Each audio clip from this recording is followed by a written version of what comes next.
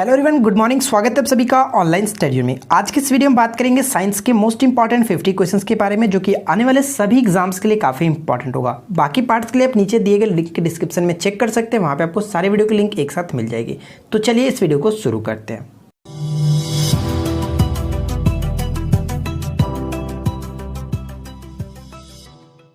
तो आज के इस वीडियो का फर्स्ट क्वेश्चन हमारा ये बनता है कि शरीर का वजन, आपको ये बताना है फ्रेंड्स कि जो वेट होता है, बॉडी का वेट होता है, वो कहाँ पे किस टाइप का होता है। इस क्वेश्चन का करेक्ट आंसर होगा ऑप्शन नंबर बी, यानी फ्रेंड्स अकॉर्डिंग टू ऑप्शंस अगर बात करें तो ध्रुव पे अधिकतम होता है। ठीक है, ध्यान रखिएगा कि विषुवत रेखा पर यानी कि इक्वेटर पे जो होता है वो सबसे कम होता है और विषुवत रेखा पर सबसे अधिक होता है। तो यहाँ पे राइट आंसर होगा option number B correct answer है। क्वेश्चन नंबर सेकंड में क्या कह रहा है कि मानव शरीर के किस अंग में यूरिया का निर्माण होता है। इस क्वेश्चन का राइट आंसर फ्रेंड्स क्या होगा कि यूरिया का जो निर्माण होता है मानव शरीर के यकृत में होता है, लीवर में होता है। Option number A correct answer हो जाता है। कभी कभी आपसे पेपर में ये पूछा जा सकता है कि यूरिया का फॉर्मूला क्या होता है, तो आप ये भी याद रखिएगा फ्रेंड्स कि NH2CONH2। ठीक है, ये मोस्ट इंपॉर्टेंट पॉइंट है, याद रख सकते हैं, या फिर कभी कभी आपको इस तरह से भी देखा जा सकता है, तो ये भी आप याद रखेंगे। ठीक है, आगे बढ़ते हैं। क्वेश्चन नंबर थर्ड में क्या कह रहा है कि चंद्रमा पर वायुमंडल नहीं है। वायुमंडल नहीं पाए जाने का कारण क्या होता है, ये आपको बताना है। तो देखिए फ्रेंड्स, अगर बात करें इस क्वेश्चन का करेक्ट आंसर का, तो इसका राइट आंसर है ऑप्शन नंबर ए, यानी कि गुरुत्वाकर्षण बल की अधिक छेड़ता के कारण वहां पे जो कि वायुमंडल नहीं पाया जाता है। ऑप्शन नंबर यहाँ पे ए बिल्कुल करेक्ट आंसर हो जाता है। ठीक है, आगे बढ़ते हैं। क्वेश्चन नंबर 4 में देखिए फ्रेंड्स क्या दिया गया कि निम्न कथनों पर विचार करें, यानी फर्स्ट सेकंड थर्ड पॉइंट्स को पढ़ेंगे और उसके बाद देखेंगे कौन सा ऑप्शन यहाँ पे करेक्ट होगा। ठीक है, तो चलिए एक एक करके देखते हैं।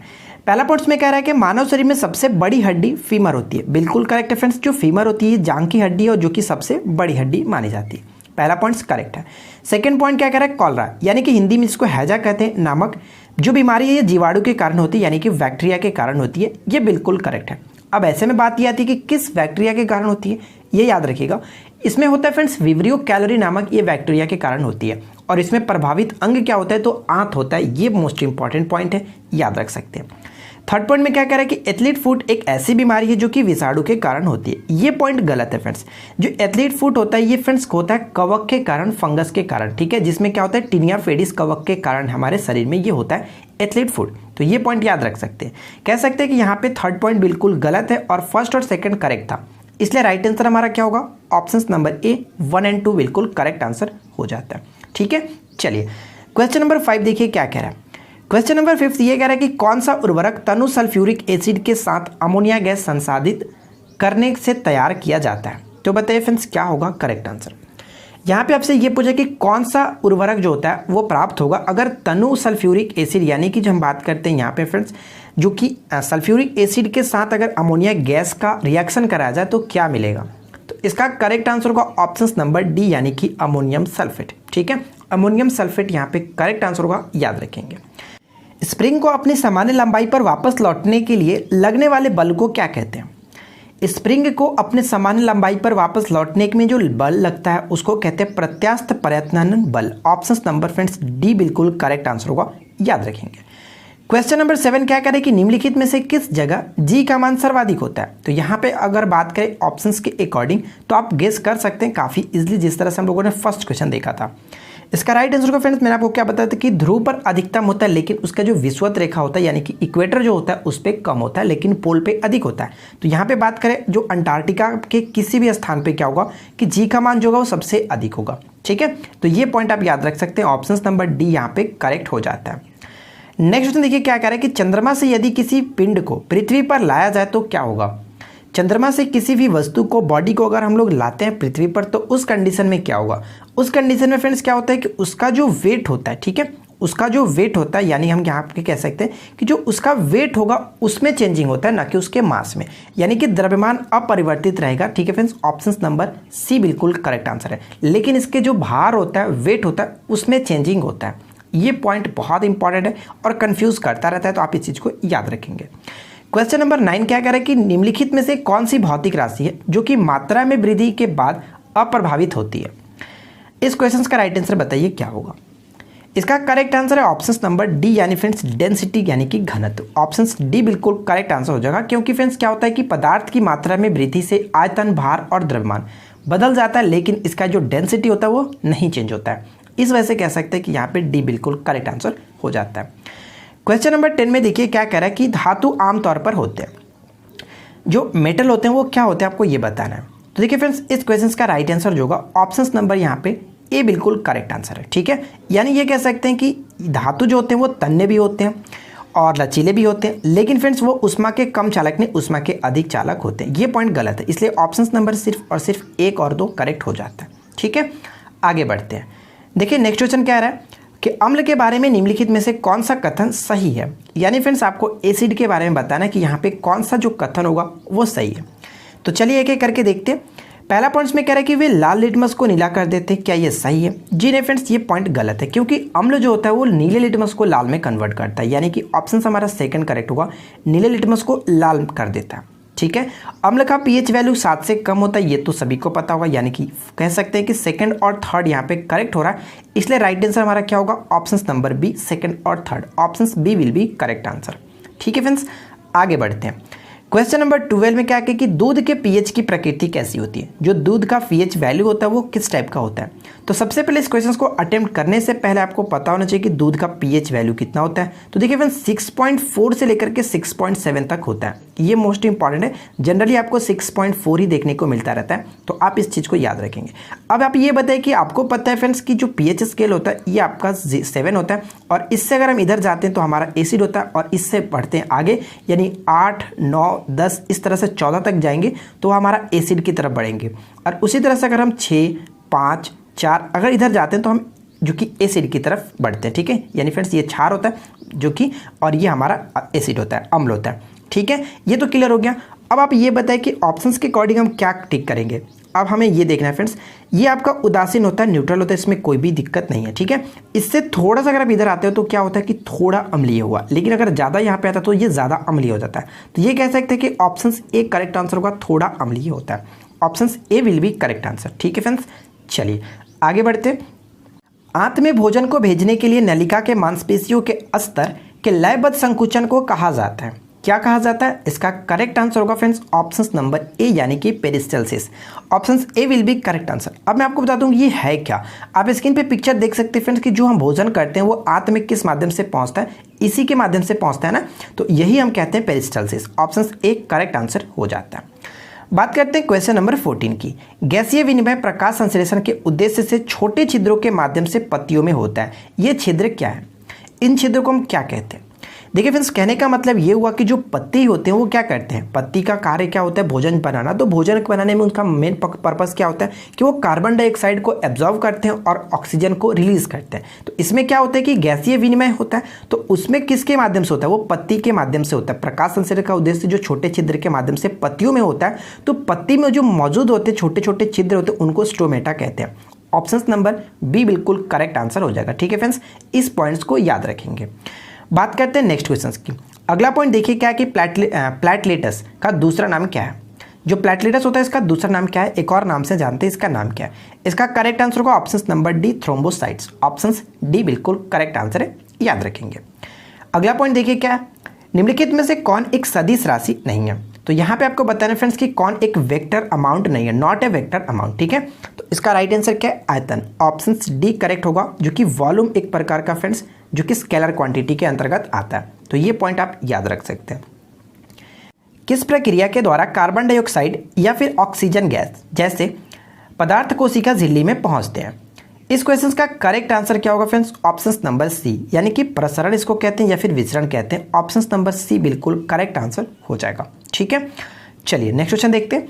अगला पॉइंट क्या बनता है कि प्रकाश संश्लेषण के घुलनशील उत्पादों के परिवहन को क्या कहते हैं? प्रकाश संश्लेषण के घुलनशील उत्पादों के परिवहन को क्या कहते हैं? इसका करेक्ट आंसर है ऑप्शन नंबर सी, यानी फ्रेंड्स परिवहन, यानी कि ट्रांसपोर्टेशन। ऑप्शन नंबर सी बिल्कुल करेक्ट आंसर होगा। अगर आपके पेपर में क्वेश्चंस पूछेगा तो इंग्लिश वाला वर्ड ही देखने को मिलेगा, ना कि हिंदी वाला, तो इस चीज़ को आप याद रखेंगे, transportation, option C correct answer है।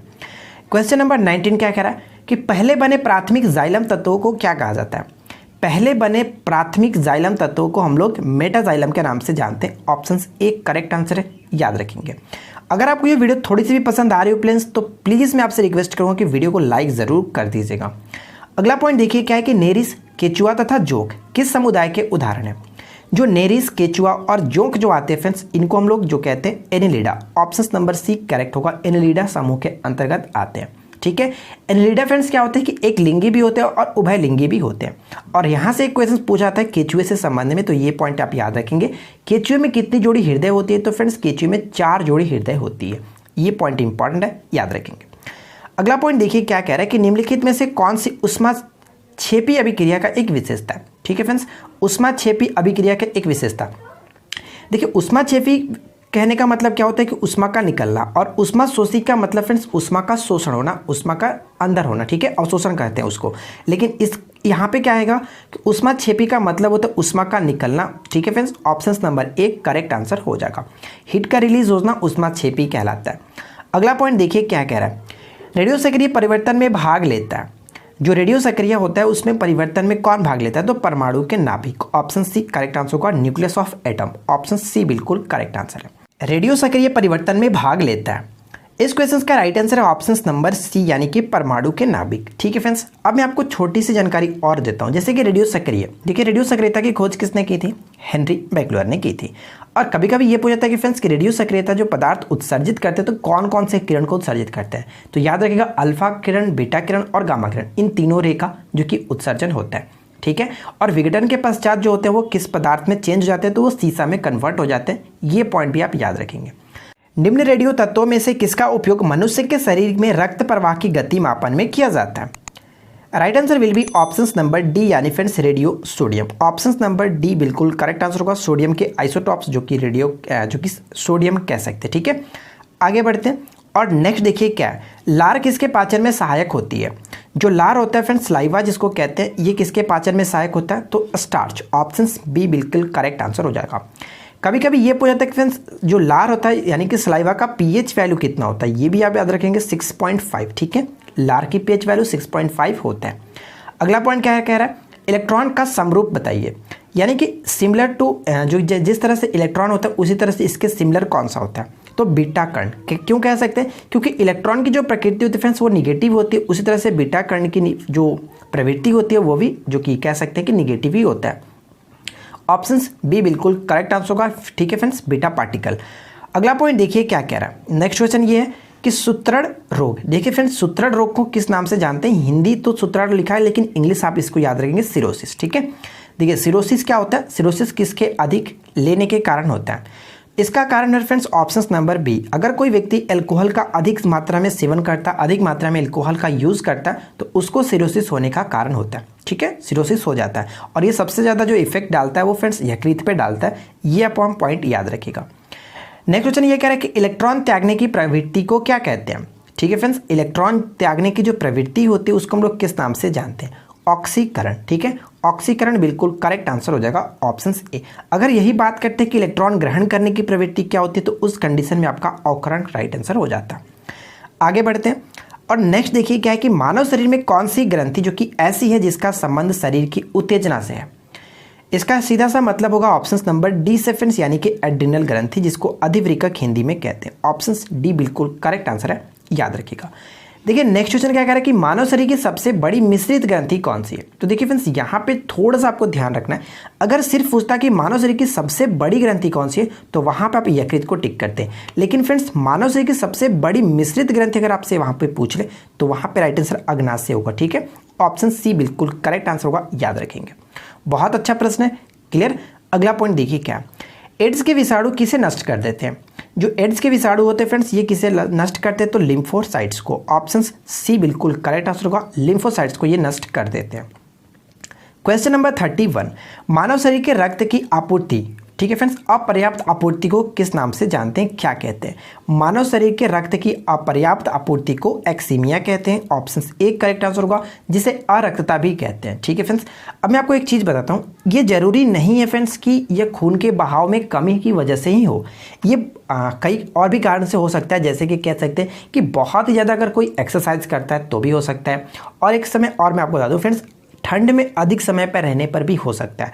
और साथ ही साथ आपको ये एक चीज़ याद रखिएगा कि शरीर के किसी हिस्से को अगर दबा करके खून के बहाव को रोक दिया जाए तो उस कंडीशन में भी आपका इस्कीमिया हो सकता है।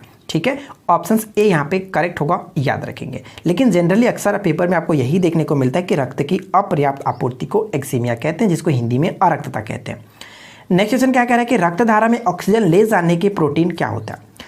रक्त धारा में ऑक्सीजन ले जाने वाले जो प्रोटीन होते हैं हीमोग्लोबिन कहते हैं, क्योंकि हीमोग्लोबिन एक प्रकार का प्रोटीन ही होता है जो हमारे शरीर में फ्रेंड्स क्या करता है, पूरे बॉडी को ऑक्सीजन रिलीज करता है, यानी कि पहुंचाता है, एक जगह से दूसरी जगह ट्रांसफर करता रहता है। ठीक है, आगे बढ़ते हैं। नेक्स्ट देखिए क्या कह रहा है कि पॉलीकॉट निम्नलिखित में से किसका मिश्रण है। जो पॉलीकॉट है, पॉली का मतलब फ्रेंड्स आप ऐसे समझ सकते हैं, पॉली यानी कि पॉलिस्टर जिसको, ठीक है, पॉलिस्टर कह सकते हैं, और कॉट यानी कि कॉटन, यानी कि ऑप्शन नंबर ए काफ़ी अच्छे तरीके से इसको राइट आंसर टिक किया जा सकता है। अगला पॉइंट क्या कह रहा है कि ग्लाइकोजन, स्टार्च तथा सेलुलोज किसके बहुलक है।